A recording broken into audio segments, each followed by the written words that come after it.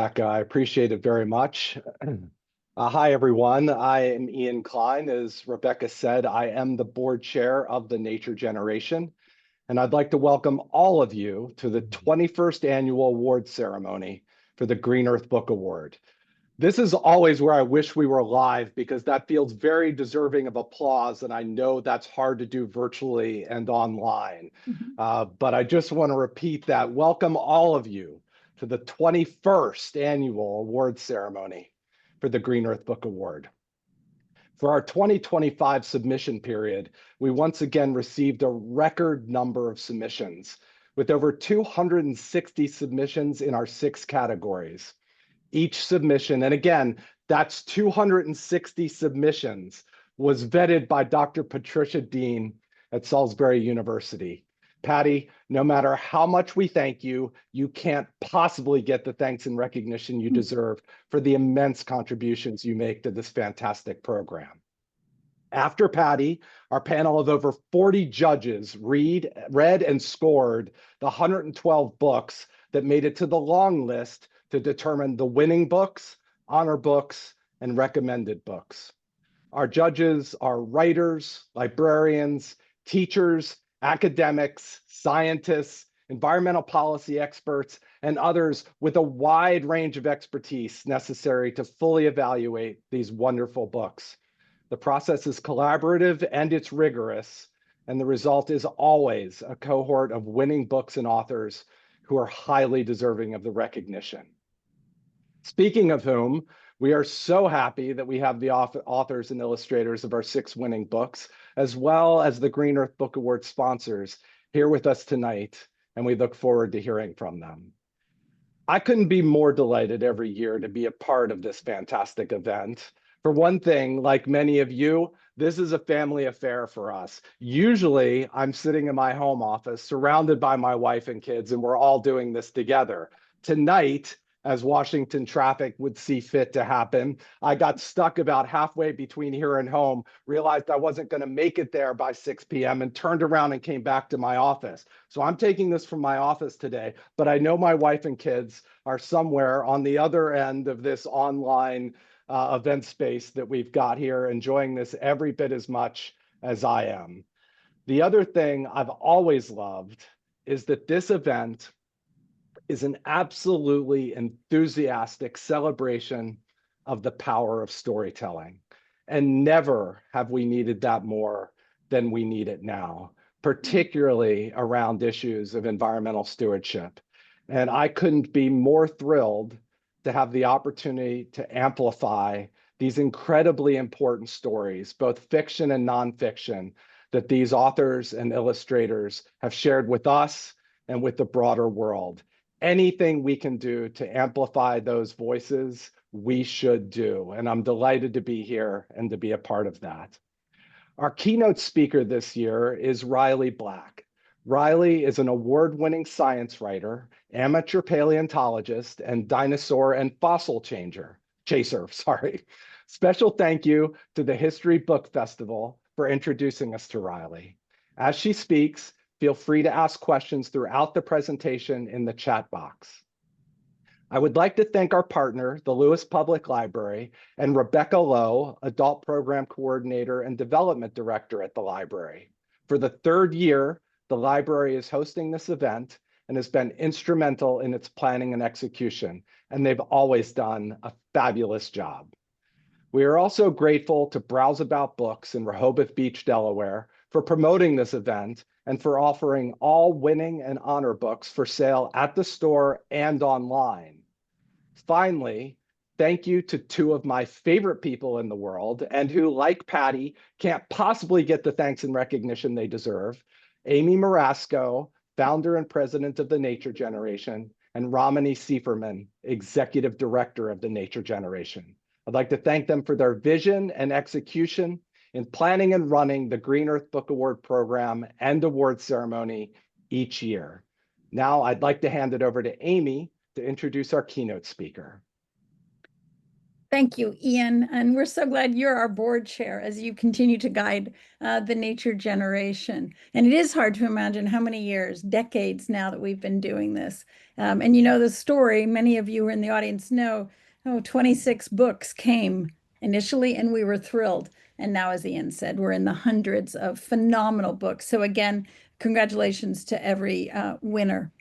I wanted to talk to you just briefly about how I met Riley, and I give full credit to the History Book Festival. If you're not aware, the History Book Festival is the only book festival in our nation that's dedicated to history, both fiction and nonfiction.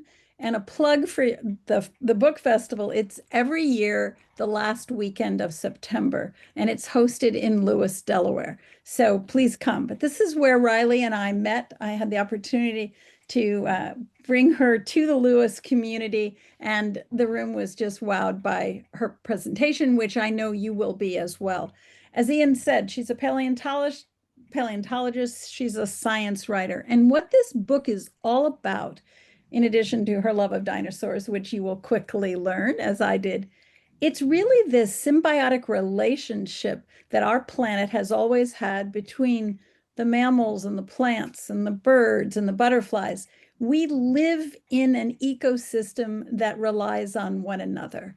And as we all know, with the pressures of climate change, sea level rise, building out on our floodplains and our wetlands, it is even more critical now that we understand that relationship, because in fact, our own survival is based upon it.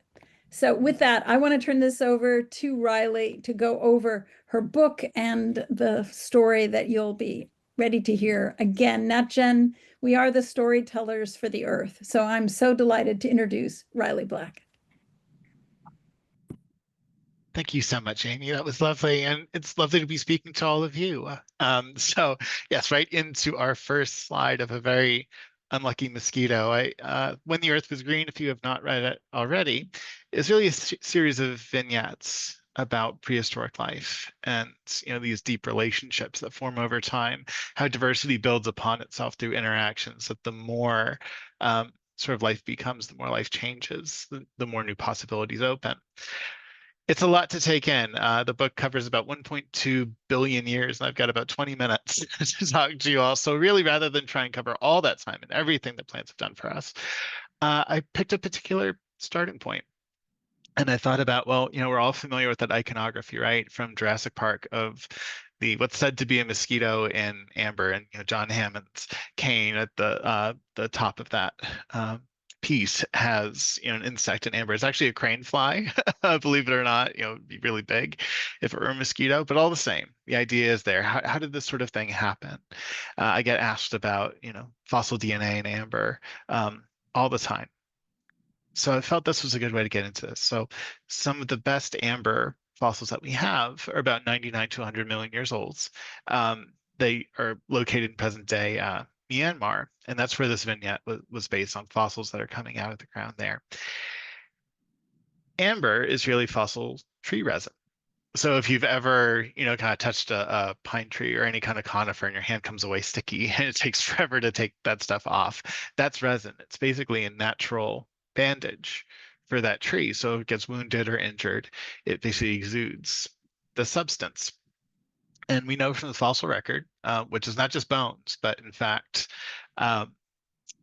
tracks, trees, resin, pollen, leaves, all this wonderful stuff, that between about 125 and 75 million years ago, there was a time period. This is not like a formal time period like the Jurassic, but more of a descriptor of what was going on.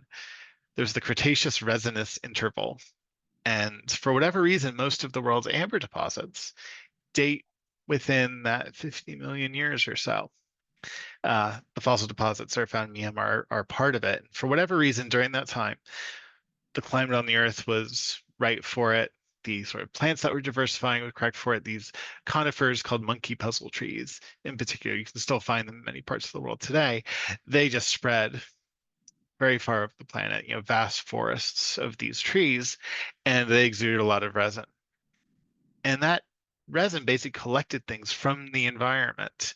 We even have little things like ammonite shells, these little cephalopods that lived in the ocean. The shell must have been tossed up onto a beach somewhere, and the wind picked it up and blew it into a tree. So we have like sea creatures in some of these amber fossils. And in fact, they're not perfect. It's not a basically just encasing something and keeping it exactly the same as it was for hundreds of millions of years. There's a whole fossilization replacement process to it. But for that to happen, something needs to get stuck. And in this case, we have a little mosquito that is getting stuck in amber. We have actually found mosquitoes in amber, as well as many other very informative things. And it's so basically so fine detail, so high definition, that we can actually see basically the struggle marks of these insects in the amber itself. And it gives us this three-dimensional view of what life was like. So really what would happen was you have a tree and it has a wound on it, it's oozing resin. This little insect gets blown into it or lands upon it, gets stuck, gets covered over. That little piece of resin, like we fell to the ground at some point, gets buried.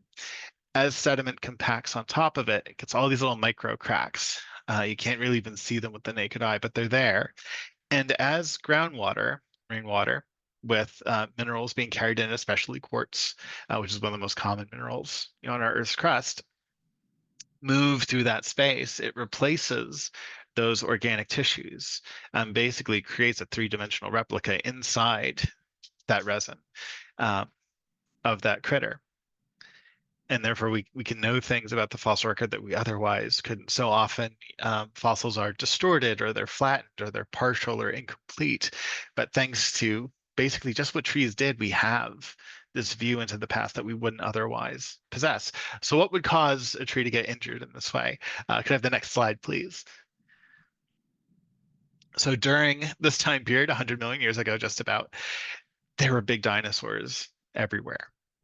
The average size of a terrestrial creature at the time was about 3 tons. And don't get me wrong, there were also very small animals. It's an entire ecosystem, all the way up from fungal networks in the soil, and plants and bacteria and insects and birds and lizards and snakes and amphibians, all the way up. So it wasn't just that everything was big then. The size range was expanded, but we still had small things. But the average size, most of the animals that if you were to visit, that you would see would be pretty big. This is an illustration that artist Corey Bing did for the book. She did all the illustrations also in this presentation of an animal called a titanosaur. And these were the largest dinosaurs that we know about to date. The biggest ones could get to about 120 feet long and estimated at about 50 tons or so. Incredibly large, heavy animals.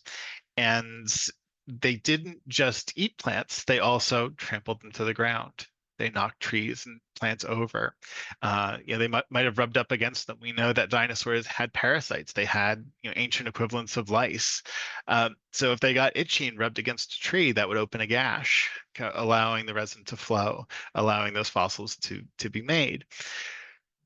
But this animal's relationship to plants obviously very much centers around how it's shaped, how it's feeding, really, how it's accessing all that plant material, all that carbon, really, that it's building its body with. Could I have the next slide, please?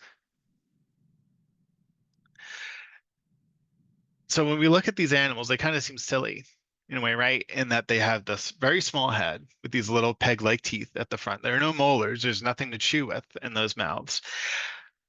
At the front of a very long neck that's incredibly muscular, this big kind of barrel-shaped body, and then a long counterbalancing tail, because you need something for all that weight that's towards the front of the animal.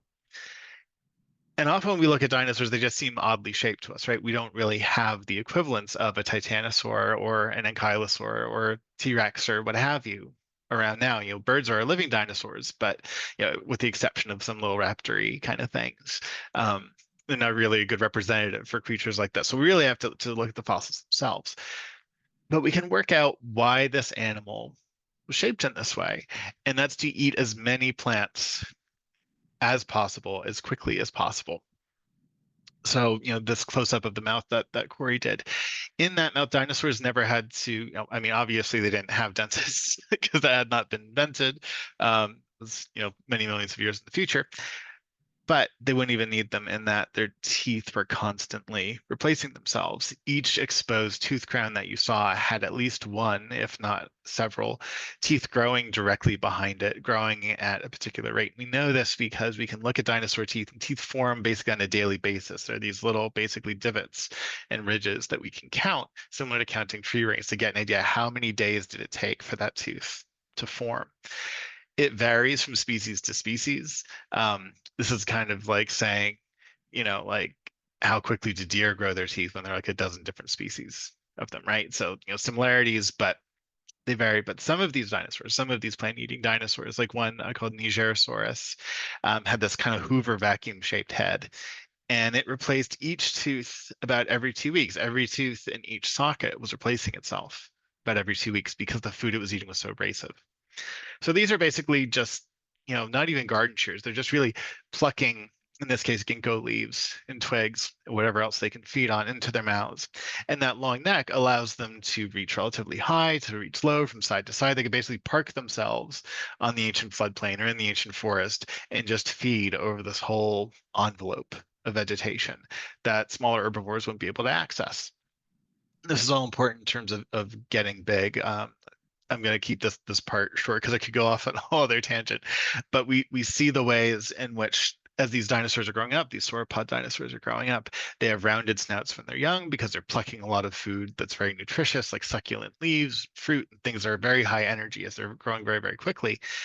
But we know from modern living things that the bigger you get, basically the more energy efficient you become. You don't need those calorie bombs in each mouthful because you're not growing. It's more maintenance now. Um, and when you get to these sizes, you need a lot of food in absolute terms, but it doesn't have to be high quality. And this is why large animals today, like elephants and giraffes and hippos, rhinos, they're often grazers. They can eat any number of things. They would much prefer to have the tastier and sugary, fruit and the luscious leaves and all that sort of stuff. But, just to get by, they can eat just about anything. And the same would have been true for these animals. So you have the tiny head, kind of cropping vegetation, that long neck going to this barrel-shaped body. We think these dinosaurs were hindgut fermenters, so they probably didn't have many chambers or many stomachs. What people think of like when they think of a cow or something like that. They're probably much more like elephants, maybe horses, where they're kind of trying to extend the retention of that vegetative material for as long as possible. Because here's the thing, for as many herbivores as there are, they're not very good at digesting cellulose. We actually need bacterial symbionts to break down those plant cell walls to actually make them digestible. And most of the time, herbivores don't entirely digest their food. It's very inefficient. You're trying to get the most as you possibly can and extend that time frame, but there's still going to be some basically left over, and that has its own ecological consequences for all kinds of prehistoric dung beetles and ancient climate. There are studies about basically dinosaur methane emissions altered the ancient climate, which is part of their relationship with plants. So you have these animals that are heavily modifying these forests. They are evolved to eat and eat a lot, and they keep forests relatively open. If you were to visit the ancient Cretaceous and we're expecting Jurassic Park, I hate to tell you that you'd probably be very disappointed. I know it's shocking that Jurassic Park was not entirely truthful with its science, but dinosaurs would have hated closed-in jungles, those kinds of sweltering environments that we've seen on screen, not just in the Jurassic Park franchise, but Fantasia and Primitive War, which is one that came out this year. We always put dinosaurs in jungles, and yet by their very nature, they kept them open by feeding, by trampling things, by knocking things over. We see large mammals in sub-Saharan Africa and Eastern Asia do this same thing today, this kind of ecosystem engineering where they modify it. But then on a very bad day, 66 million years ago, a 6-mile wide asteroid struck what's now the Yucatan Peninsula, and it caused the world's 5th mass extinction, which happened basically overnight. I read a whole other book about this called The Last Days of the Dinosaurs. Most other mass extinctions took hundreds of thousands, if not a million years to transpire. This took about 3.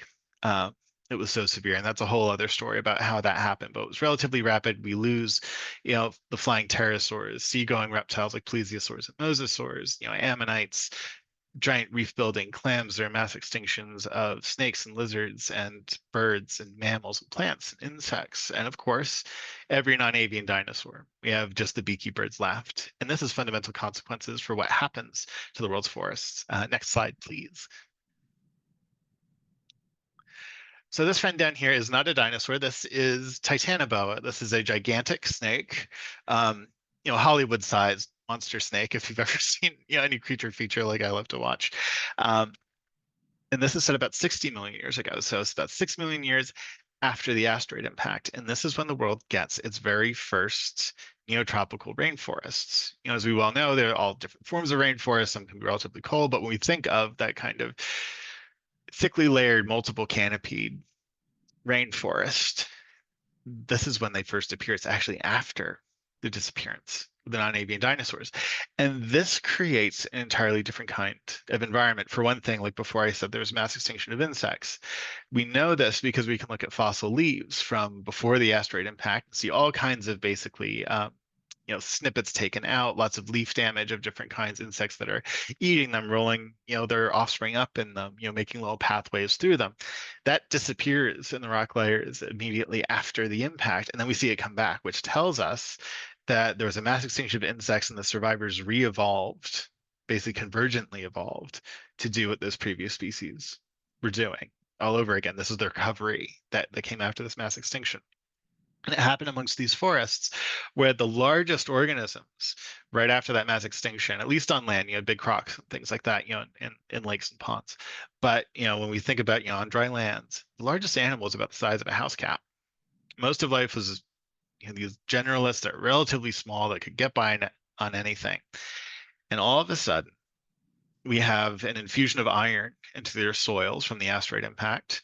And we have angiosperms, flowering plants, rather than conifers or more ancient forms of plants like cycads and ferns, starting to really show up all over the place, build these dense forests where you have multiple tiers. So in the same place, in the same acre of habitat, all of a sudden you have the top of the canopy, multiple tiers of that forest. You could live on any of those, on the bark of the tree, on the ground, burrowing underneath it. You could fly through the air.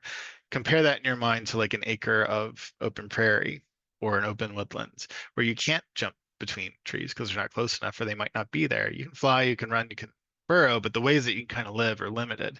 In a dense forest, there's so much more opportunity for this diversity to evolve.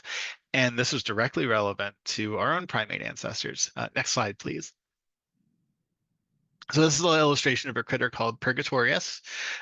You would have been able to hold them in the palm of your hand. They're about the size and similar in form to tree shrews, which live in forests in Southeast Asia today. And this, so far as we know, is the earliest fossil primate. And they're the oldest ones, about as old as T-Rex itself. They seem to predate the asteroid impact. And if they didn't, if the dating on that changes, something very similar to them, their direct ancestor certainly did. But so far as we can tell, especially from the ankle bones and how they kind of swivel, there are very subtle anatomical characteristics that we use to define this kind of family tree. This is the earliest primate that we know of, and it didn't yet have forward-facing eyes, didn't yet have opposable thumbs. They were basically chasing, beetles and moths and stuff through the trees, so far as we can tell, looking for berries, fruit, and things like that. But living almost more like a squirrel than like primates as we think of them. But they survived the asteroid impact. They were small enough, they were able to get underground or otherwise find shelter during that terrible mass extinction, made it through into these forests that grow dense, where all of a sudden it's really good if there's an evolutionary nudge towards having depth perception, like our eyes face forward, we can gauge distances. That's incredibly important, and it showed up in these forests. Same thing with opposable thumbs and opposable feet for many primate species. That kind of grasping hand and grasping foot, excellent for not just grabbing things that you want to eat and kind of holding things, but also clambering or swinging through the forest. So really, it was the evolution of these forests, like after the extinction of the non-avian dinosaurs, that allowed primates, as we know them, and allowed so many of our own anatomical features to finally appear for the first time, for the evolution to happen. So it's not just that, if the dinosaurs were still here, we wouldn't be. It's that how the ecosystems changed in their absence created the starting conditions for many of the things that we consider fundamentally human about ourselves. Okay, next slide, please. And this is just a quick little detour real quick. I just find this fascinating. When you get into fossil primate evolution, there are all these different kinds of groups, and they're very much affected by the plants that they're living around. We know, for example, that the primates that live in Central and South America today are different. There's a deep evolutionary divide between them and primates that are found in Africa and in Asia. And people used to just wonder, how could this possibly happen? What split occurred? Well, South America for a long time was an island continent for many millions of years, but there was a time where the distance between the coast of ancient Africa and the nearest coast of ancient South America were much closer to each other. And we know from modern organisms that lots of creatures get around from continent to continent or island to island by rafting. They're basically living on the coast of an ancient landmass.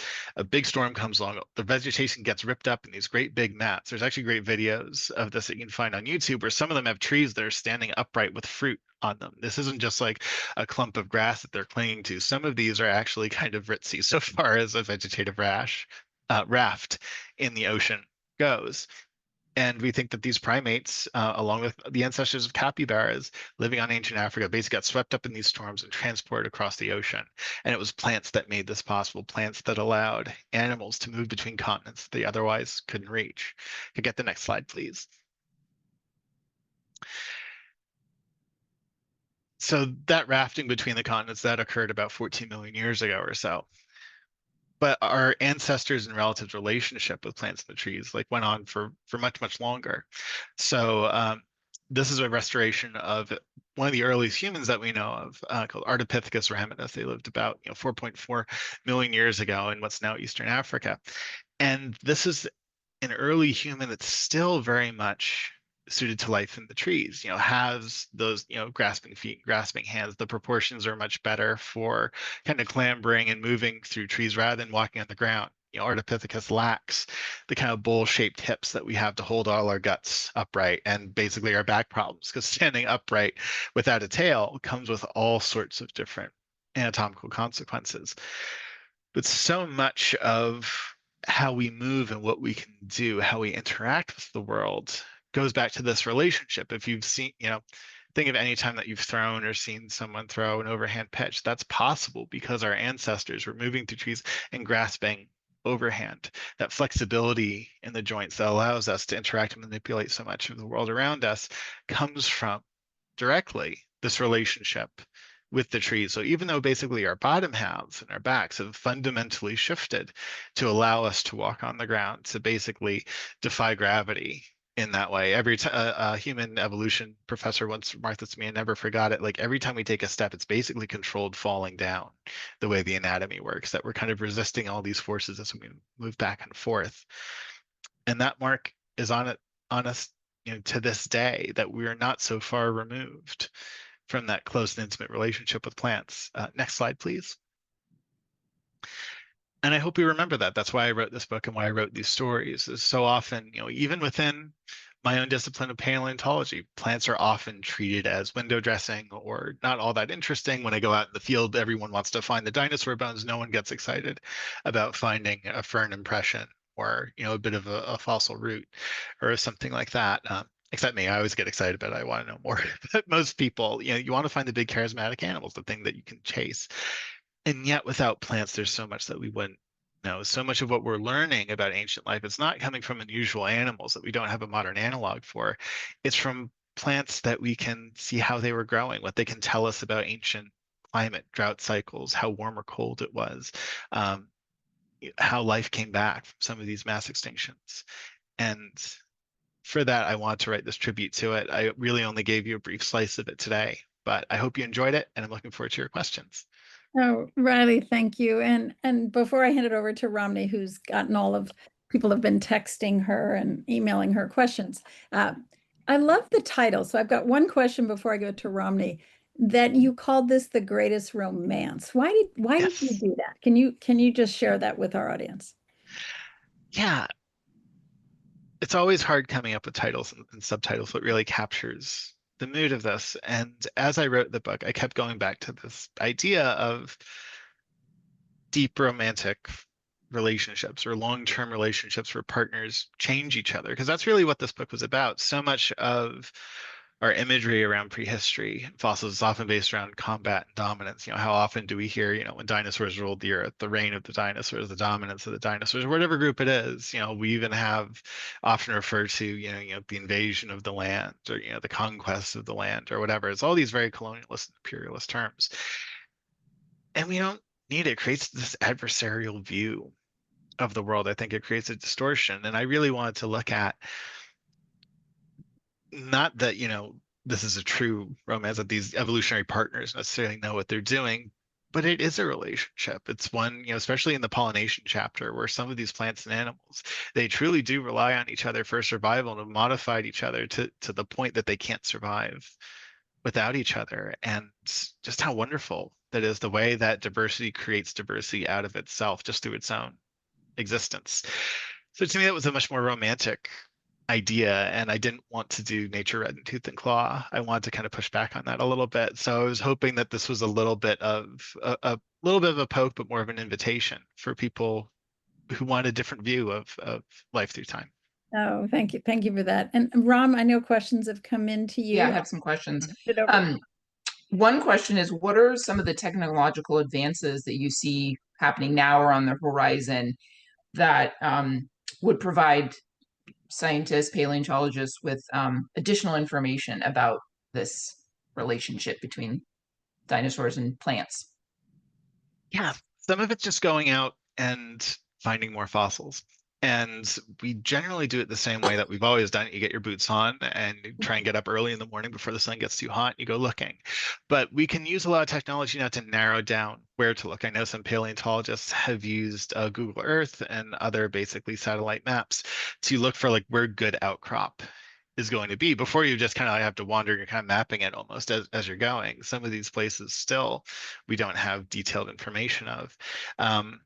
But through some of that tech, through basically this location sensing tech, we can get some of that. But in terms of analysis, a lot of it's refinements of things that we've been doing for a while. Really, in the 1970s, in particular, when personal home computers and computers in academic departments became much more accessible.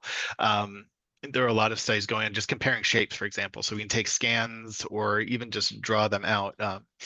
Take shapes of fossil leaves and kind of take a few points around the edges and then dump all this into a computer program for analysis and figure out how many morphotypes, how many shapes there are. And that might give us the number of species, or it might give us evolution through time, or it might give us different sexes of the same organism, things like that. So in particular, advances in CT scanning, micro CT scanning, the fact that we can put very, very small things into CT scanners now and get very high definition readouts from them, sometimes not even removing them from the rock itself. You can put the lump of rock and something's in there, but you can check it.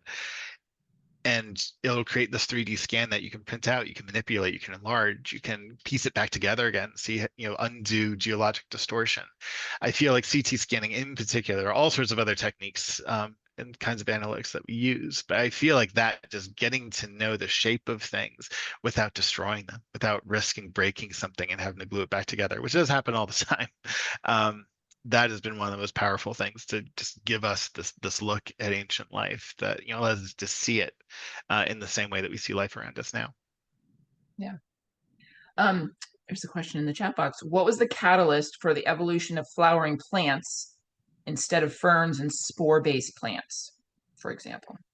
Right. So many early plants rely on moisture. They're basically spreading spores here or there. They have gametes that need a wet environment to move through, and the water kind of carries things.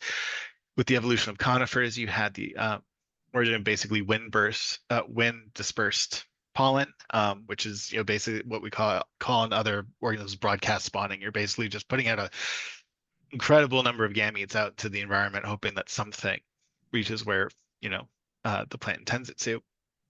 But it's pollination, really. So the earliest angiosperms that we know about seem to be aquatic plants. There's one in particular called Archaefructus, and I do a whole chapter about it in this book, that lived about 125 million years ago in what's now China. And it seems that conifers in the past as now were never really good in growing in aquatic habitats. There's maybe one alive today that actually seems to do quite well, but otherwise they're very like dry land kind of plants. Angiosperms seem to have started as aquatic plants, and in that little space that they're able to carve out for themselves, having insects visit, we know, long before their origin, there'd be these large beetles that would just kind of be like bumbling around plants, ostensibly to eat pollen or eat their leaves, and they'd pick up some and they'd take it to the next one. And even though there'd be damage to the plant, it's still good enough to let it reproduce. So it was the fact that we had so many different animals that are just in close association with plants. Conifers started to do this, and then flowering plants basically repeated the trick. Even though we call them flowering plants, there are other plants that flower, and there are other plants that are pollinated in this way. But it really was, I think, angiosperms more than any other plant group really went all in with pollinator assistance, whether it's very, very dedicated, close, or whether it's just kind of more general. But that's what really allowed them to, take root in the Cretaceous. And it really was the end of the Cretaceous mass extinction, the asteroid impact afterwards. We don't see a lot of angiosperms other than like some palm trees really through the Cretaceous. They're there, but they're not the largest component of the forest. And it's really after the mass extinction that all that pressure that they grow, like trying to grow in that space, trying to grow while they're conifers, they're able to basically outgrow other plants. They're able to take root and grow faster and form these new forests and these nitrogen-rich and iron-infused soils. And that's what really made the difference. It's really just been the past 66 million years that flowering plants have been a significant part of our forest and our landscape. Of just the past 66 million years. Just about. What's we're kind of coming to the end of questions. What two questions. What are you working on now? But also like a book or what's something you might want to leave us lay people with sort of with about your conclusions that you come up with or your questions that you raise? Yeah. So I am working on something new. I actually just finished the manuscript for a book that's sent in. It's going to come out next fall. That's what we're going for, called Tyrant Lizard Queen, and it's going to be the life story of Tyrannosaurus Rex. So it's very similar to this book where it's told as a narrative. Our protagonist is a little Tyrannosaurus Rex living in ancient Utah, 68 million years ago, named Snaggletooth, and we follow her from the time that she hatches through her adulthood and what the environment is like. Really, our introduction to what this world would have been like, and my tribute to this iconic animal, not just the fierceness, but also how much eggs, courtship, nesting, social behaviors, how that mattered to these organisms. So even though it's a very different and more carnivorous book, it's very much related to When the Earth Was Green. And in terms of something to leave everybody with, we are so surrounded by amazing living things everywhere, all the time. Even when we think we're not in nature, we certainly are, and are affecting it and are affected by it. And I think the biggest thing for me, it doesn't have to be this, whole big moment, or we take a huge hike or a camping trip or travel miles or to another place. But just as we go about our day, just take a moment and just wonder about something, whether it's appreciating it or asking a question. It's just, I don't know what this tree actually is. I've never looked it up, but that's an interesting jumping spider. I wonder what species that is. Or just watching a bird, that kind of bird watching where you're not having a life list, but you're just watching it do what it does for a minute, to just stop and sit with nature, especially in our age of social media and email and everything else. Everything seems so rapid and so urgent at all times, and it can create so much static, I think, in our heads. And I've found it to be an incredibly grounding and helpful thing. Not even necessarily to try to have the answers, but just take that moment to really take that deep breath and just appreciate being alive with something else that's alive, to ask a question of it, even if it will never be able to give you an answer. I think that's something that I'm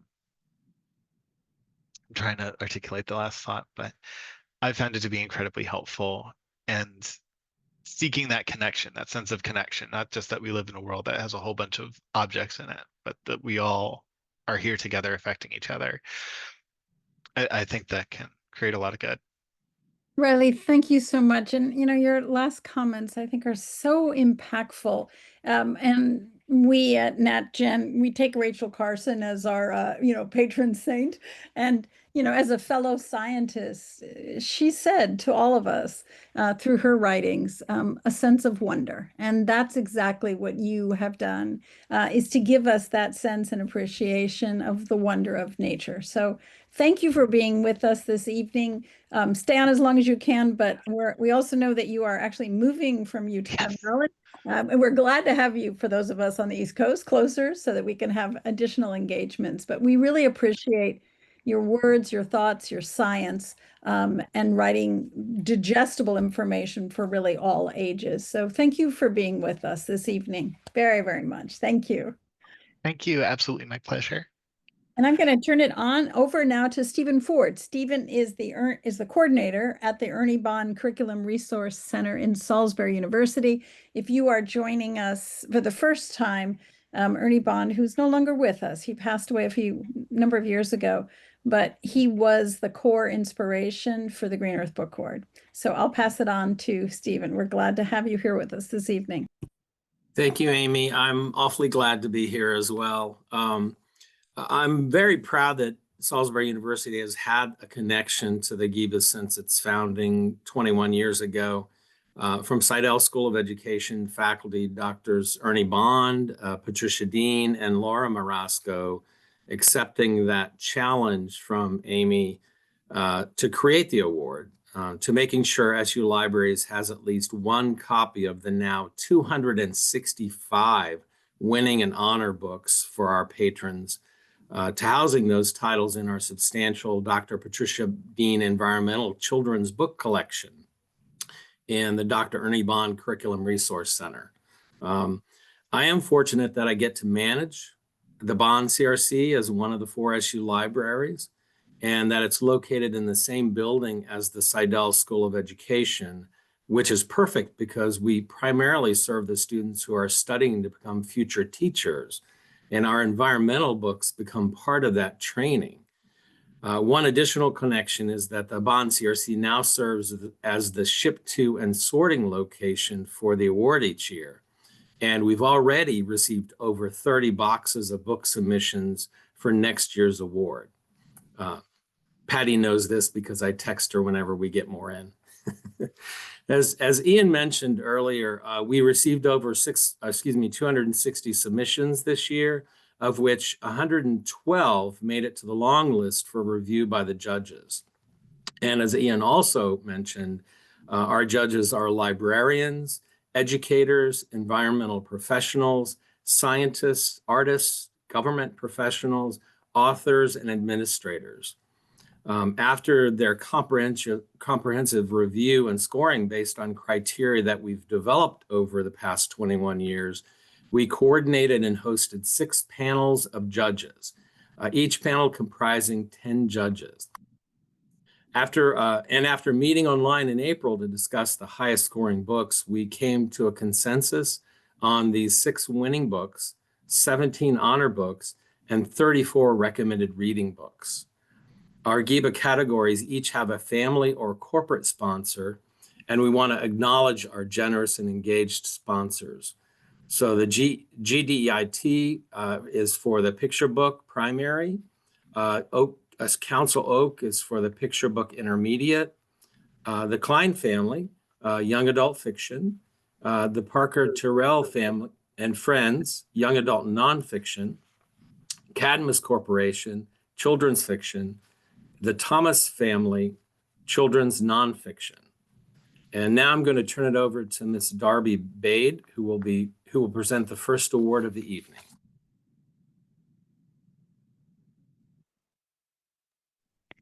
Hi there, can you hear me? All right. Last year I was in an airport and my audio did not work so well, so I'm thrilled that you all can hear me. My name is Darby Chellis and I'm the Vice President for Environmental Business at GDIT. Just on a personal note, I have known that I have wanted to support environmental missions since I was a little girl. And I knew that because in my youth, I was exposed to environmental classes and to experiences and to books. And as a result, being a part of the Green Earth Book Awards is both highly personal and very, very important to me. I've been a part of the Picture Book Award Committee for many years, and I love reading the many picture books we review. But every now and then I read one that makes me say, wow. Wow, because it is so thoughtful, so beautiful, and so important that it stays with me. And wow, because when I read it, I know it will be one of those books that inspires another child to pursue a passion in supporting environmental missions. This year's Green Earth Book Award winner in the picture book category is Walking Trees by Marie Louise Gay. And this is one of those books that made me say, wow. It is a beautiful story of a young girl named Lily who lives in a city apartment and who wants a tree for her birthday. She promises her dad she will give it water and sun and love. Lily and her tree, whom she names George, I love that, explore Lily's street, providing shade and creating conversation and community. And soon Lily's friends all want trees of their own. Once word gets out, the entire street is transformed to a community who spends time outside together with their trees, their plants, their flowers, while reading and picnicking and playing instruments. Marie Louise Gay wrote a beautiful, uplifting, motivational book, described best in her dedication as one that reminds us that if we dare to imagine it, we can change the world one tree at a time. Congratulations, Marie Louise, on using your beautiful and creative imagination and illustrations to inspire a new and an existing generation of environmental stewards. And congratulations on Walking Trees being awarded the Green Earth Book Award in the picture book category.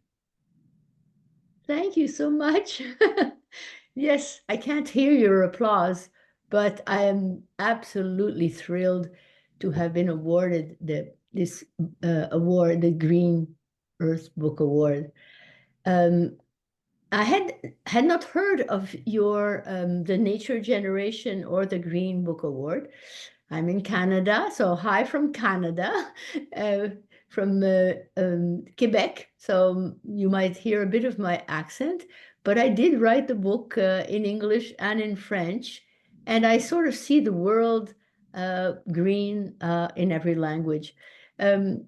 For me, it is, I was lucky enough to be a child who lived in places like Vancouver in the mountains and other places where I've traveled a lot and was a lot in nature. So for me, it's always something very joyful and something that inspires me.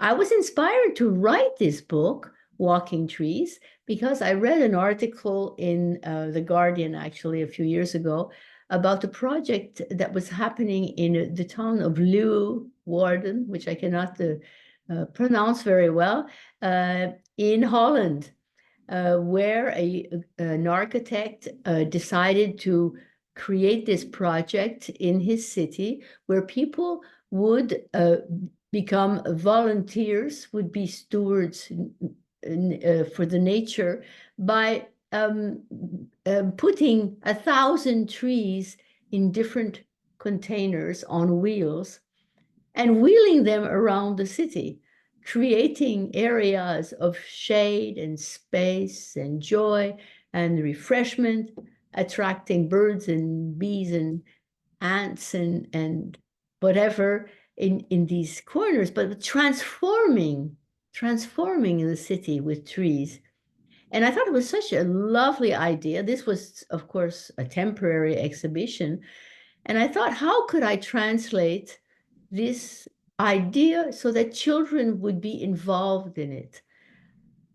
How can I place a child in the center of this story so that every child who reads the story can identify with it? It's not adults doing their wonderful things. It's children trying to understand the world with wonder and with their keen eyes and observation. So I created this character, Lily, which you see on the cover of Walking Trees, who actually lives, as you see, look at the illustrations, in a sort of a dreary neighborhood where there are not many trees.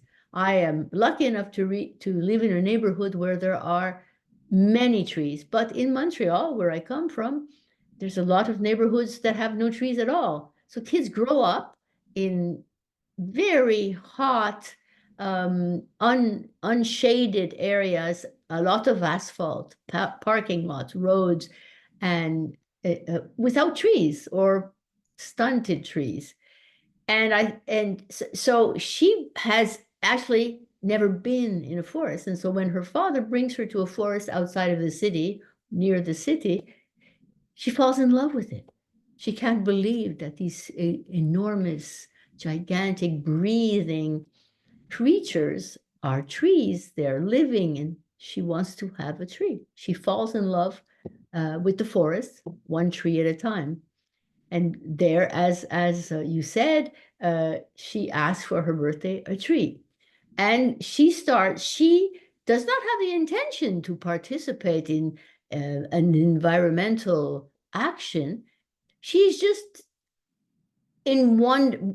how would I say, in awe of this tree that she brings around with her, who has become her friend. But then she realizes slowly, as she talks with an old lady sitting in the sun on a park bench, that her tree is sort of just beside her and providing shade. Then she walks, I don't know, in front of people standing, waiting for a bus in the sun, and her friends who have started bringing rolling trees around in the city all put their trees, and everybody finds themselves in a little forest. So it becomes an environmental action because she is in a state of wonder in front of these trees and what they can provide and how they can transform the city. And what I was hoping as I wrote and illustrated this book, which starts with a lot of very black and white drawings and becomes very, very colorful through the book as the trees enter the city, roll around the city, and everything changes, and you can see it, how visually for a child that would be very arresting to see that, to see, yes, of course, before there was nothing, now there are trees, and it changes everything. And so for me, of course, when I write for young children, I want to involve children in the books, in the fiction, the stories that I write. I want children to see themselves, identify with Lily, and say, what could I do? Well, maybe my parents won't buy me a tree, but maybe I could plant seeds in a sidewalk crack, or maybe I could do this. And of course, I also rely on teachers and librarians and parents to take this book further with children and try to imagine, what could we do? What kind of project could we do? I read the book in Halifax, where they had a project like that, and they had got money to get some trees for about 7 children, and a whole parade of children walked these trees to the public park and planted them. And it was like I saw my story come to life in Halifax. So there you go. So I want to thank you. I want to thank the judges. I want to thank Nature Generation and the Green Earth Book Award for this fantastic prize. And I hope it will get into a lot of children's hands and inspire them to transform the world one tree at a time. Thank you. Thank you. I just wanted to let you know that part of what we do, I donate all of my books that I read on the Picture Book Committee to a Title I school, a school that needs additional support and help in Virginia.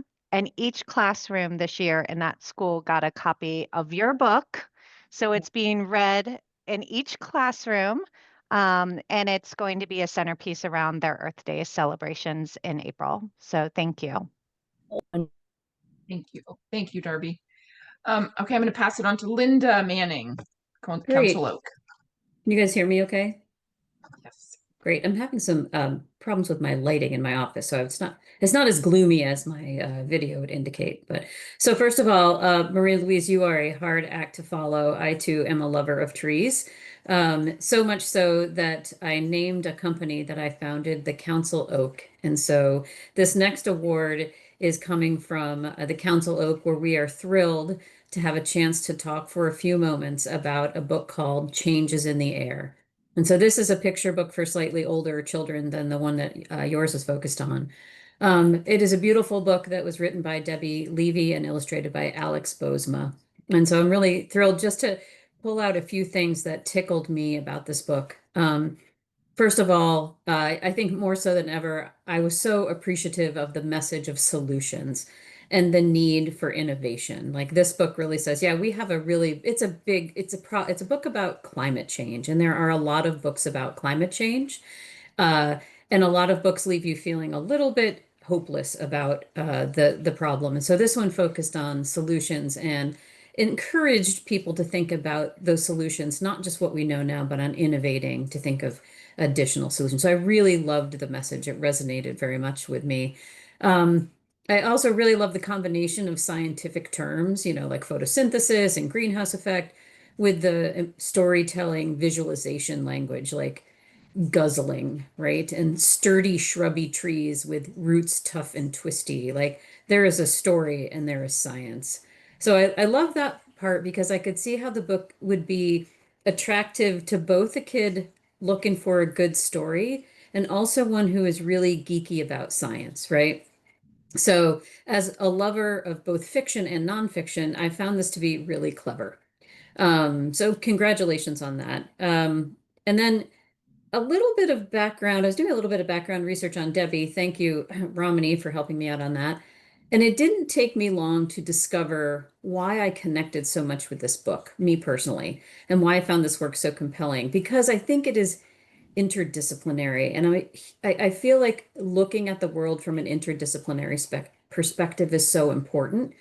So I got digging around on Debbie's website, and I found that she not only looks at important global issues like climate change from a scientific perspective, but she's also written books about the contributions of law and policy for children. This is for children, like about Ruth Bader Ginsburg, and a children's book about the Scopes trial and how we use science and understand it and look at it. So those fundamental things that all interface between how we solve problems, because it's not just about science and it's not just about human behavior. There's so many other things that impact it. So I am now going to be buying a lot more books about walking trees and Ruth Bader Ginsburg and the Scopes trial. So every year this happens to me, and it's such a lovely annual tradition. I also found out that the reason for this, Debbie, is a little shout out to you. I think we were both at the University of Michigan in similar programs. I think you're a lot younger than me, so probably not at the same time. But I just had to point that out, as since I was, scoping you. And then just a couple more things about the illustrations about this book. So I love illustrations in general. There's a lot of compelling illustrations out there. But Alex did such a great job of trying to explain a really complicated issue that happens at a big scale and a little scale, right? An example in the book is she has these illustrations of mangroves that show how their twisted roots actually do what they do by creating new wetlands and capturing sediment. And then she pans out to a forest of mangroves, so you can kind of understand and see the influence and the impact of that.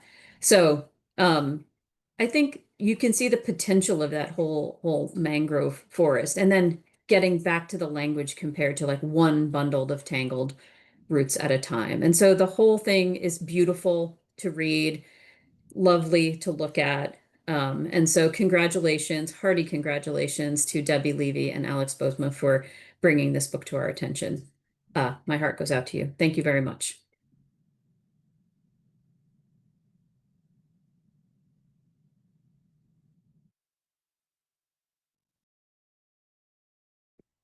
Wow.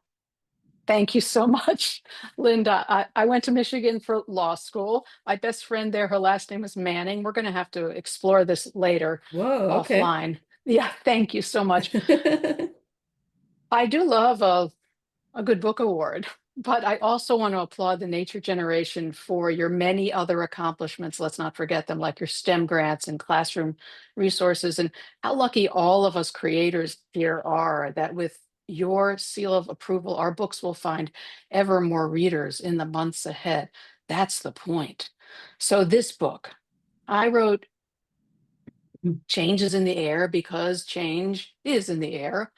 All around our young readers, intense storms, extremes of weather, skies colored orange, kids notice stuff. So I wanted to write an accessible book about climate change.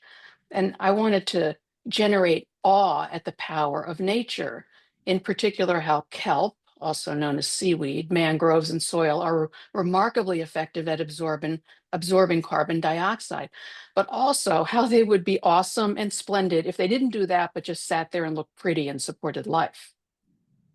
And I wanted to be clear that the Earth and ecosystems can't do it by themselves anymore. So changes in the air, as Linda pointed out, also highlights humanity's amazing powers if we have the will to exercise them.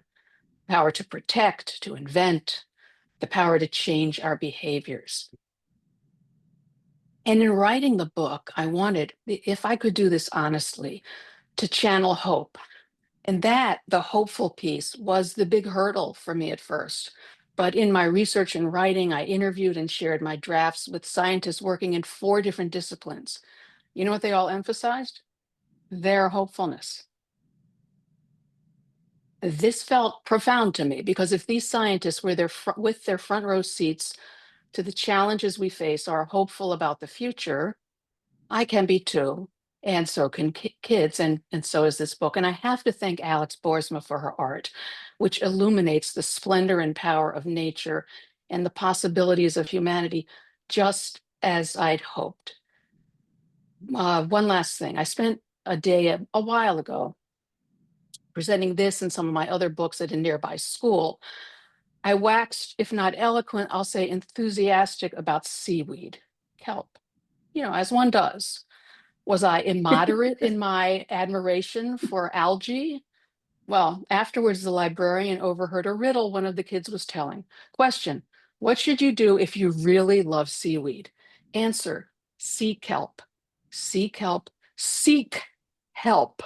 Well, I'll take a kelp riddle any day. Thanks again for this award. I love that joke. I'm gonna have to keep that one in my back pocket for future use. Great to see you, Debbie, and thank you, Linda, for the great intro. When I got Debbie's wonderful manuscript for this book, I'll admit I was a little bit intimidated by just the sheer scope of this book. Debbie takes on this really big topic of carbon in the atmosphere, and so the story weaves in and out, from thinking on a planetary scale to different ecosystems around the world to thinking more on a people-oriented level. Um, one of the challenges in the book was just how to represent carbon, this element that's so crucial to life and takes on so many different forms, but most of the time is just completely invisible to the naked eye. So all that's to say that I was a bit intimidated by the idea of illustrating this book. But the reason it was intimidating is also why it was so fun to work on, and why I think it's such a fun book to read, that it really challenges the reader to think on a lot of different scales, both in terms of time and space, and it gives the reader glimpses into processes that are usually invisible to the naked eye. So like both Linda and Debbie mentioned, I think the real power of this book is just how optimistic Debbie's writing is. It takes on this really complex and, like Linda says, often slightly depressing topic, but one that is relevant to absolutely everyone. And it makes it understandable even to really young readers. Debbie definitely doesn't sugarcoat anything in the book, but she still manages to make the story optimistic by focusing on action, both on the part of people and on the part of Earth itself. So I'm very happy to have been involved in making this book, and very grateful to the Nature Generations for this award. I really hope it will help get the book into the hands of more kids so that they can become informed and feel empowered in their newfound understanding of climate science. And I'd also like to congratulate all the other authors and illustrators here today. I feel very honored to be counted among your company, so thank you. Thank you again. Thank you. Yes, it's beautifully illustrated. Love it. Ian, I'm gonna pop back to you. Thank you, Ramani. I appreciate it. I hope you all can hear me. I had a little audio issue there a few minutes ago, but I think I'm back. This is the Klein Family Young Adult Fiction Award, and typically, as the title would suggest, my kids are instrumental in presenting this award. But because we're not in the same place today and we couldn't quite coordinate it, I'm afraid you're going to have to hear from me again. But I will tell you, my children were incredibly excited about this book.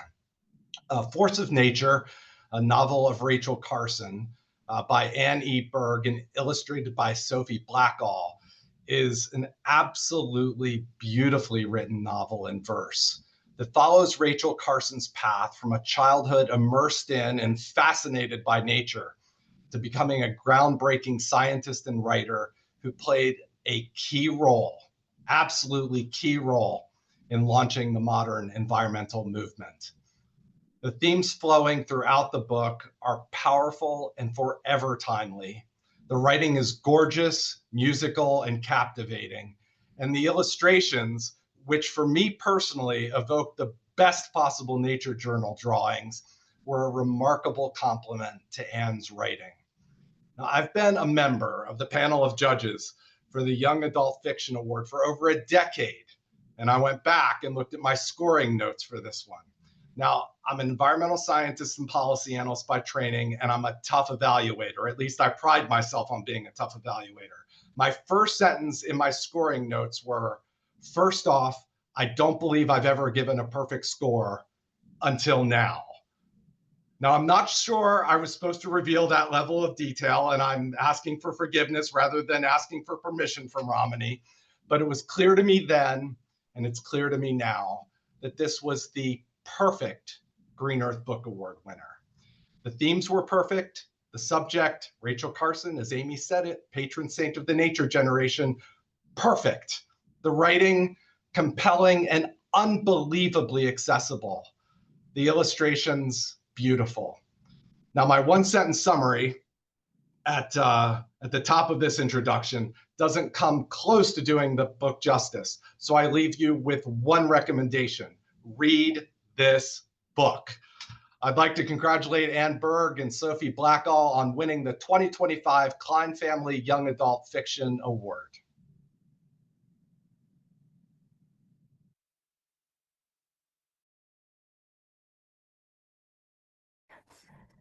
I have to say that your introduction kind of takes me back. It makes me a little choked up. Thank you so, so, so much. I was going to start with gratitude to the Klein family and the nature generation, but I got a little choked up. This is a wonderful, wonderful book award. And I'm grateful for you amplifying my humble attempt to bring the wisdom of Rachel Carson to a new generation. I'm not sure I should say all of this, but I will say what I want to say. I wrote Force of Nature because I had been Googling ways to heal our suffering planet. Now that's an okay thing to say, but I'm not sure this is. My daughter raises bees, but I confess that I am afraid of slugs and spiders. So I'm not sure I'm in company that I appreciate nature, or have, before writing this book, appreciated nature as much as many of the others here today. But I wasn't really quite sure what I could do when I realized that our planet was in trouble. I wasn't sure what I could do, so I started exploring ways to lessen my ecological footprint, even if I was going to be a little bit squeamish about the bugs. And as I explored, I kept coming across the inspiring words of Rachel Carson. Man is part of nature, she said. His war against nature is inevitably a war against himself. We are all connected. We are surrounded by wonder.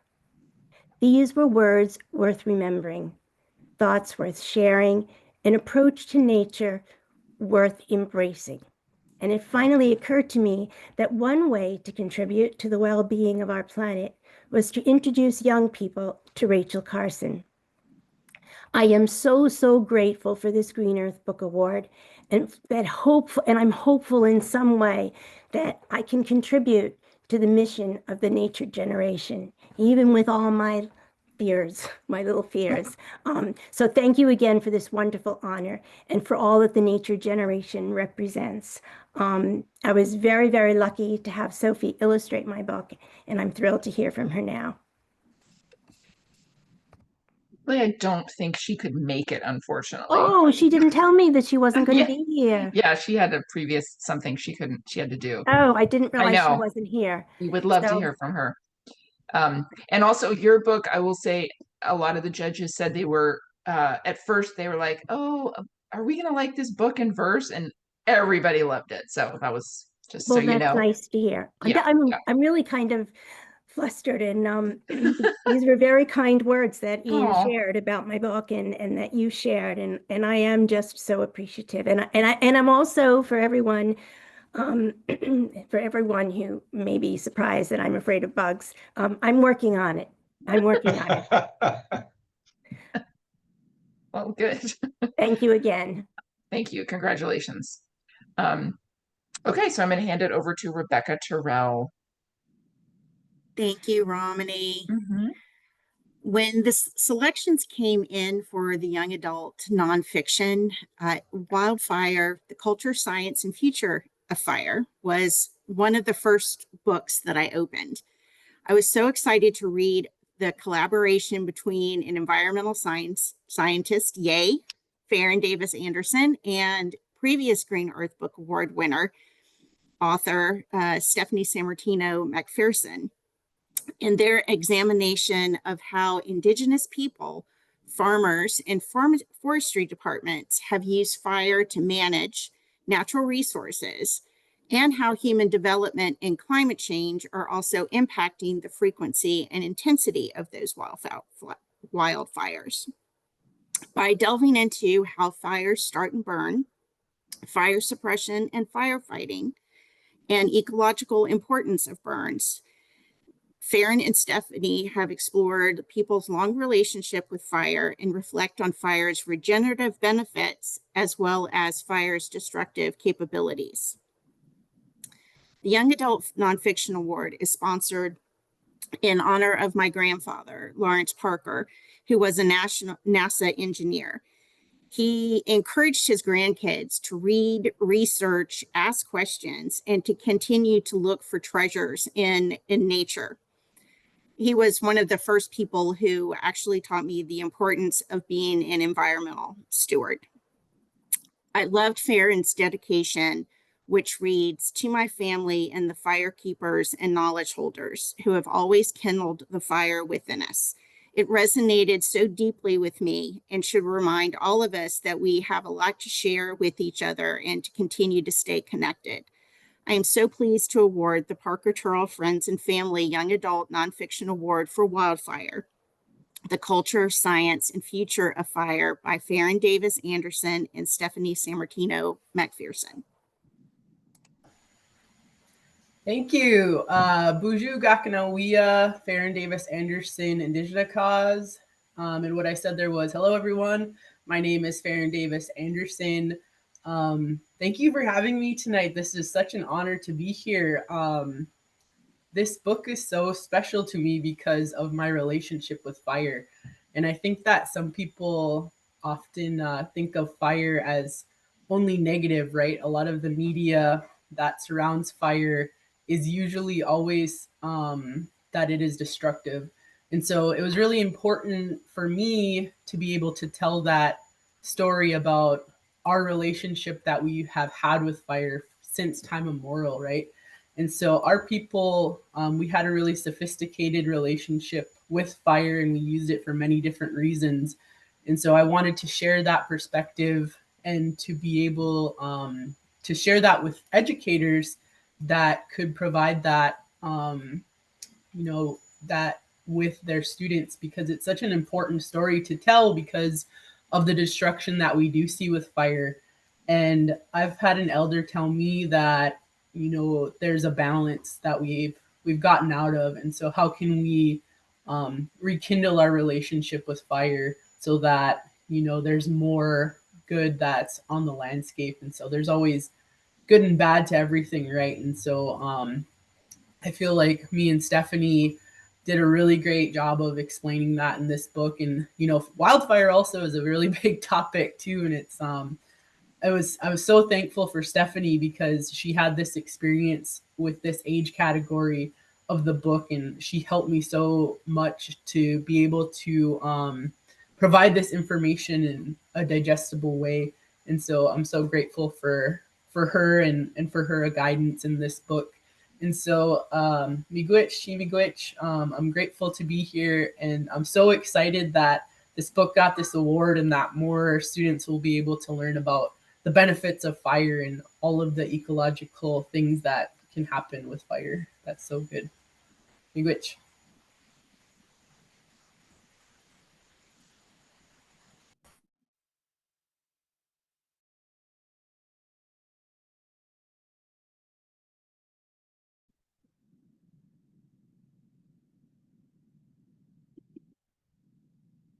Go ahead, Stephanie. I think you're unmuted now.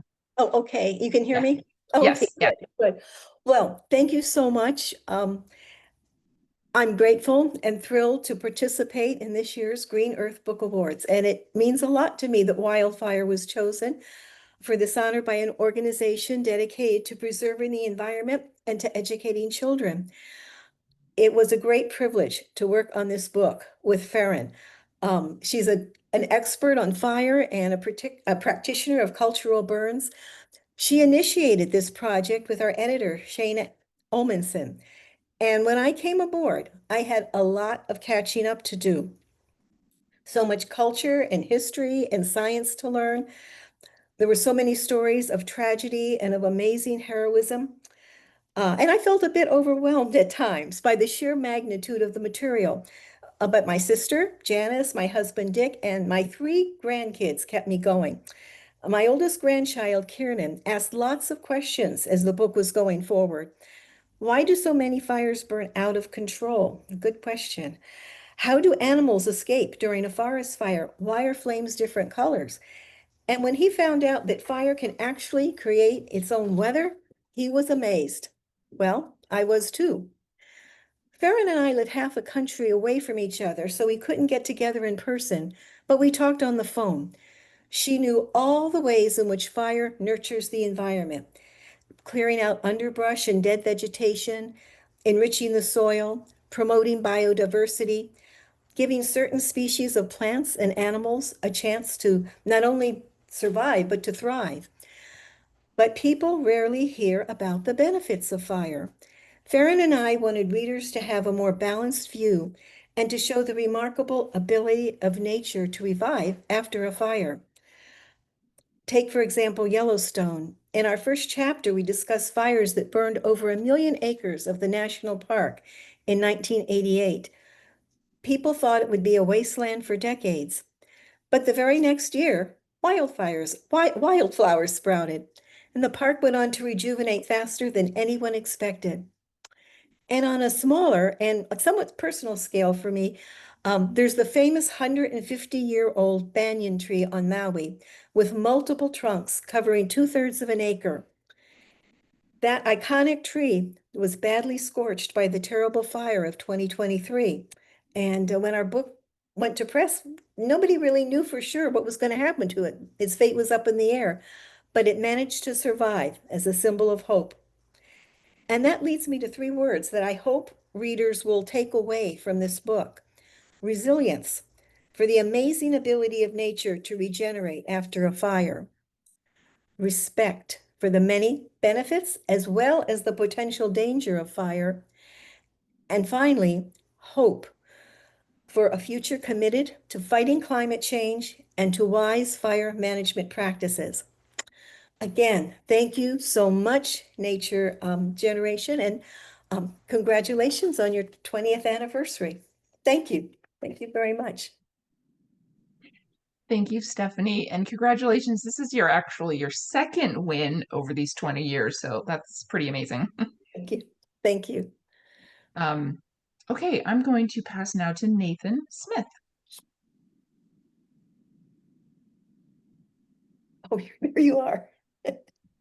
All right, thank you, Ramani. Hopefully everybody can hear me. It's a pleasure tonight to present the Cadmus Children's Fiction Award. I have to say one of the things I've loved, amongst the many things I've loved about working at Cadmus, but one of the things I've enjoyed the most is at the core of our values, we truly value achieving positive environmental impact and helping our clients do the same. And through that work, we've learned that job's a lot easier if we can inspire environmental action in youth at a young age.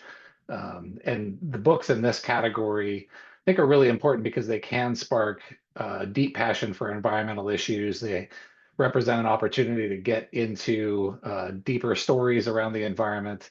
And the book that won the category this year certainly does that. So this year's Cadmus Children's Fiction Award-winning book is The Strange Wonders of Roots by award-winning author Evan Griffith. I found this book really engaging. You know, as a child, I grew up in the military. We moved all the time, all over the places, different homes, different schools, different communities. I found a lot of connections within that part of the book. but also, through that time, I always found comfort in nature and connections to nature. I think this book really did a great job of connecting those issues amongst other really interesting and complex things. So The Strange Wonders of Roots is a heartfelt story about 12-year-old Holly Foster, who shuffles between new towns, different homes, and schools, and has learned through all of that not to get attached to people or places. When she's sent to spend the summer with her uncle in a small town in Vermont, Holly finds herself drawn into a local conflict that involves competing priorities of an influential local business, a movement to conserve a valuable ecosystem, as a plastics factory plans to level a rare grove of trees to build a visitor center. The story weaves themes of environmental activism, community, belonging, and personal growth, and it provides a rich and inspiring journey for the reader. I also will say I split my reading between the print version and the audiobook, and it's an exceptional audiobook. I found it really engaging. So please join me in congratulating Evan Griffith for winning the 2025 Cadmus Children's Fiction Award. Hey, thank you so much for that incredibly generous introduction. Really, really happy and honored to be here with all of you this evening. As you just heard a little bit about the book, The Strange Wonders of Roots is the story of a 12-year-old girl named Holly who's been displaced a lot throughout her life. She's moved around the country with her single dad as he's pursued different jobs and opportunities. And because of that, she's never really found a place that feels like home or a community to belong to. But during this one summer vacation, when she's visiting her uncle in a small town in Vermont, she gets drawn into this local fight to protect a special grove of trees that is at risk of being logged. And Holly knows a lot about trees. She's a tree enthusiast. She's kind of a scientist in training, and she's able to use her expertise to help the local activists who are trying to save this grove. And along the way, finds herself laying down some roots of her own in this town and finding a real community for the first time in her life. And this story really grew out of my fascination with all the really cool tree science that's come to light in recent years. We've learned that trees are far more complex and sentient than we've long given them credit for, that they connect with each other beneath the soil through systems of roots and fungi, that they communicate with and support each other by sending chemical messages and nutrients through this underground network. We've learned that trees cooperate with each other to ensure the health of the entire forest. And I really wanted to explore through fiction all of the things that trees and people have in common. Our need to be connected to a place, our need to plug into community, and also how our well-being depends on the well-being of our friends and our family members and our neighbors. And going back to something that Anne touched on when she quoted Rachel Carson, I think a lot about how humans are part of the natural world, not separate from it. And that was really something I wanted to express here in the story as well. And of course, I also just wanted to tell a good and hopeful story, one that kids can relate to, especially kids who might feel disconnected or alone. A lot of my work, a lot of my writing for children explores the natural world and our relationship to it.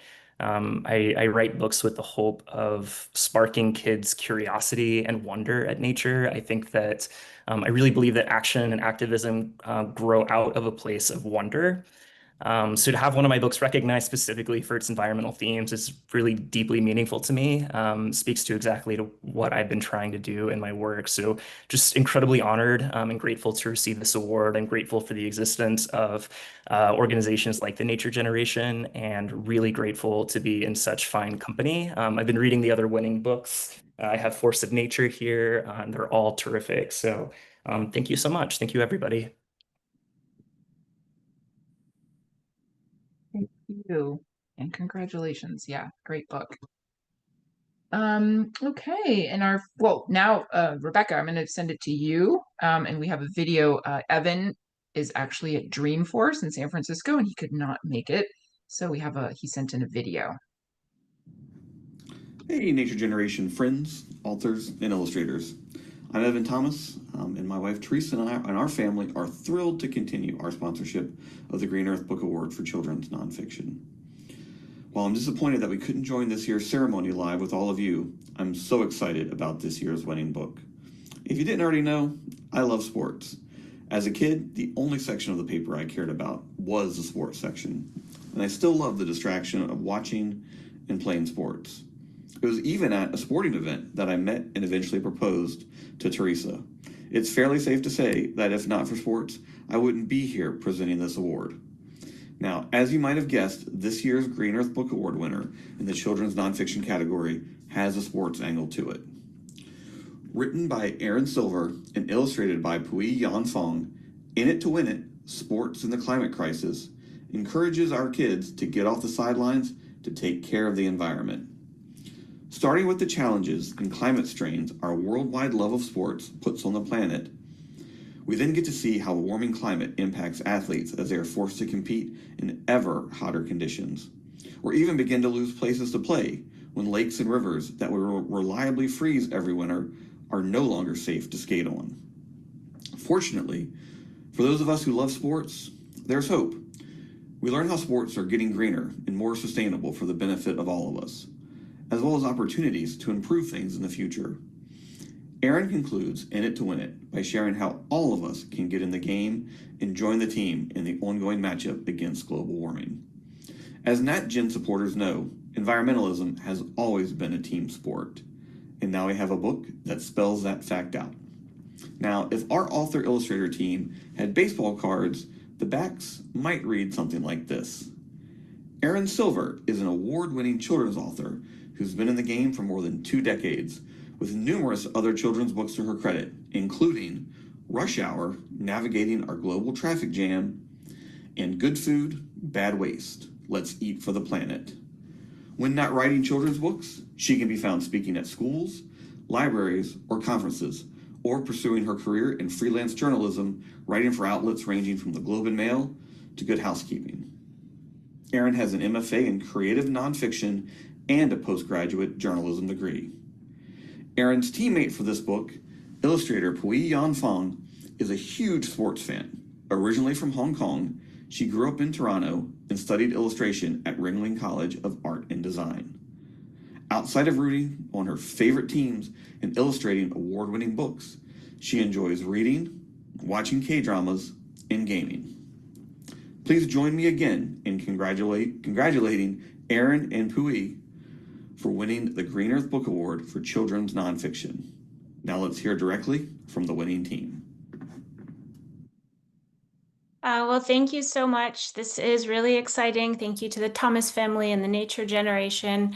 It's just so nice to be recognized for all the hard work and the research and the fact checking and the interviewing that I do behind the scenes. So to be able to produce a book that's not been done before and not looked at sports from this angle before is such an honor. My journey with writing about climate change kind of began with this book about food waste, and I was encouraging my kids to eat all of our leftovers, and I was not wasting food and, saving whatever leftovers I could and making whole mystery meals. And my kids got tired of the leftovers and wondering what the heck we were eating. And they challenged me to write something that they would want to read. And they're both incredible athletes, and we're all very into sports. And so I suddenly thought, what about sports and climate change? And it hadn't been looked at before. So this was really, I got to go to major league stadiums and learn about all the different ways that sports is changing, looking at both the impact of sports on the planet and how climate change impacts sports, and came up with this. And so it's really exciting. Another book was an honor book in this category about shopping and climate change. So really just trying to engage kids who might not have been interested in climate change to look at their impact on the planet and really empower them to make changes, because we cannot solve the problem alone. But if we all make changes in our day-to-day lives, it just adds up to a big change. So I was really just hoping to engage kids in a new way, talking about sports and the climate crisis, and really inspire them and give them tips so that they can make changes so that we can tackle this problem together. So thank you again for this award, and I'm excited to hand it over to my illustrator.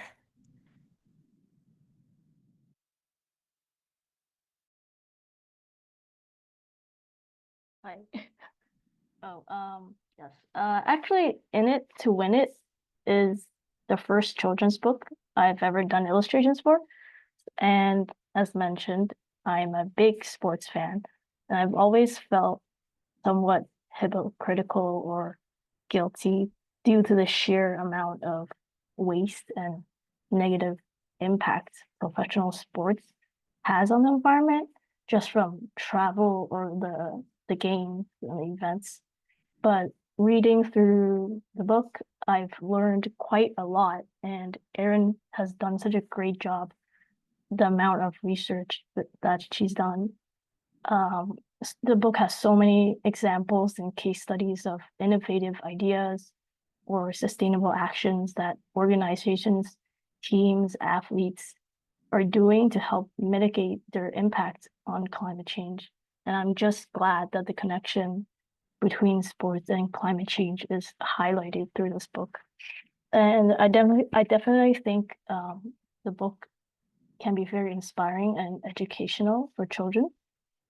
My part in the book was quite minor in comparison, but I'm very honored and thankful to NatGen and the judges for the award, and Orca Book Publishers and Aaron Silver, of course. Thank you.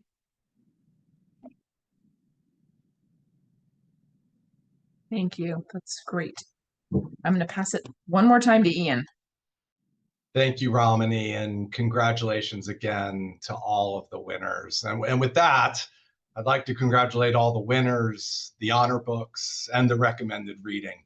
For the complete list of these books, please visit our website, our new website, I should say, brand new website at natgen.org. Thank you, Riley, for a fascinating keynote. And most of all, thank you to all of you for attending this special evening celebrating the 2025 Green Earth Book Awards. Please, please do everything you can to amplify these important stories. We are currently accepting submissions for the 2026 Green Earth Book Awards through December 15th. Those winners will be announced on Earth Day in April 2026. And please save October 15th, 2026 as our tentative date for the 2026 Green Earth Book Awards celebration. Thank you all again for attending tonight's celebratory and inspiring event. We hope you will consider making a gift to NatGen before the end of the year so we can continue to stand by the needs of the next generation, award the best in environmental literature, and inspire all to be good stewards of the environment. Thank you all, and I hope you have a great evening. Good night.